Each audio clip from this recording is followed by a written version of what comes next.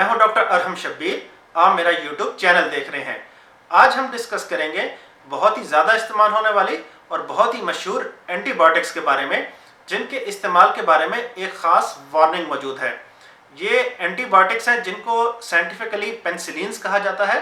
इनमें amoxicillin, cloxacillin, ampicillin, पाइपरासिलिन वगैरह शामिल हैं।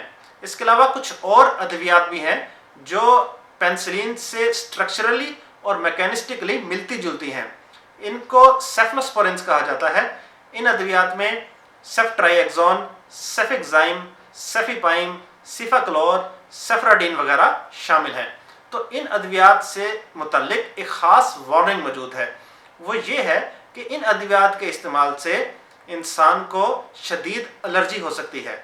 ये एलर्जिक रिएक्शन की शिद्दत मुख्तलिफ केसेस में मुख्तलिफ हो सकती है और एनाफाइलेक्टिक शॉक या एनाफाइलेक्सिस भी हो सकता है, जिसमें इंसान की मौत भी वाक़या हो सकती है अगर फ़ौरन तिब्बी इमदाद ना दी जाए। अब बात करते हैं कि एहतियात क्या की जाए। तो यूजुअली होता यह है कि अगर पेशेंट को कोई इन्फेक्शन हो गया है और डॉक्टर ने उसको पेनिसिलिन या सेफलोस्पोरिन यानी इन अद्वियात में से कोई दवाई प्रिस्क्राइब कर दी है, फॉर एग्जांपल इंजेक्शन प्रिस्क्राइब कर दिया है, तो नर्स इंजेक्शन लगाने से पहले पेशेंट से हिस्ट्री लेती है और वो ये पूछती है कि क्या पहले आपने इन अद्वियात का इस्तेमाल किया है या कोई एलर्जिक रिएक्शन तो डेवलप नहीं हुआ। तो अगर तो कोई एलर्जिक रिएक्शन की हिस्ट्री हो तो अमूमी तौर पर इन अद्वियात का इस्तेमाल नहीं करवाया जाता और इन अद्वियात को तब्दील कर दिया जाता है।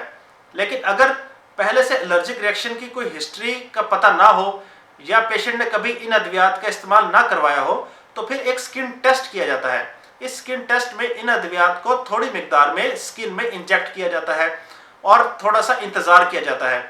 तो अगर तो स्किन पे कोई एलर्जिक रिएक्शन जाहिर होता है, यानी रेडनेस, इचिंग या स्वेलिंग कुछ जाहिर होती है, तो इस केस में तो ये साबित हो जाता है कि पेशेंट एलर्जिक है पेनिसिलिन से और सेफलोस्पोरिन से। तो फिर इन अद्वियात के इस्तेमाल में नज़रसानी कर ली जाती है।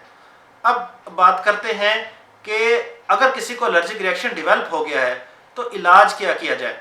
तो पहली बात तो यह है कि इलाज का तयन मर्ज़ की शिद्दत के पॉइंट ऑफ व्यू से किया जाता है। यानी अगर एलर्जिक रिएक्शन जो डेवलप हुआ है उसकी शिद्दत कम है तो इस केस में एंटी एलर्जिक अद्वियात का इस्तेमाल करवाया जा सकता है, जो कि टैबलेट्स और इंजेक्शन दोनों फॉर्म्स में अवेलेबल हैं। स्टीरॉयड्स का इस्तेमाल भी करवाया जा सकता है। ये स्टीरॉयड्स भी मार्केट में अवेलेबल हैं, टैबलेट्स फॉर्म में भी अवेलेबल हैं और इंजेक्शन फॉर्म में भी अवेलेबल हैं।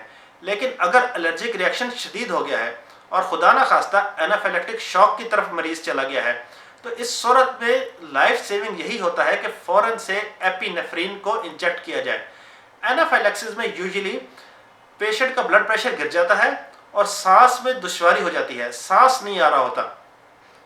एपिनेफ्रीन सांस की नालियों को खोलती है और इंसान का ब्लड प्रेशर को अप करती है थ्योरेटिकली मैकेनिस्टिकली, जिससे एनाफाइलेक्सिस में मुआवनत होती है, उसका इलाज में मुआवनत होती है। प्लस डॉक्टर अगर चाहे तो साथ में स्टीरॉयड्स या एंटी एलर्जी मेडिकेशंस का इस्तेमाल भी करवा सकता है। ये एंटी एलर्जिक मेडिकेशंस और स्टीरॉयड्स के साथ साथ ऑक्सीजन भी लगाई जा सकती है पेशेंट को, और सांस की नालियों को खोलने की कुछ अद्वियात जिनमें साल्ब्यूटामोल और एल्ब्यूटेरॉल शामिल है, इनका इस्तेमाल भी करवाया जा सकता है। बहरहाल कोई भी दवाई अपने डॉक्टर या फार्मासिस्ट के मशवरे के बगैर इस्तेमाल ना कीजिए। तो आज की मुख्तसर वीडियो के लिए बस इतना ही। उम्मीद है आपको आज की वीडियो पसंद आएगी। इस वीडियो को शेयर कीजिए। मज़ीद तिब्बी, तहकीकी और मुस्तरद मालूमात के लिए इस चैनल को सब्सक्राइब कीजिए और बेल आइकन पर क्लिक कीजिए। Thank you very much.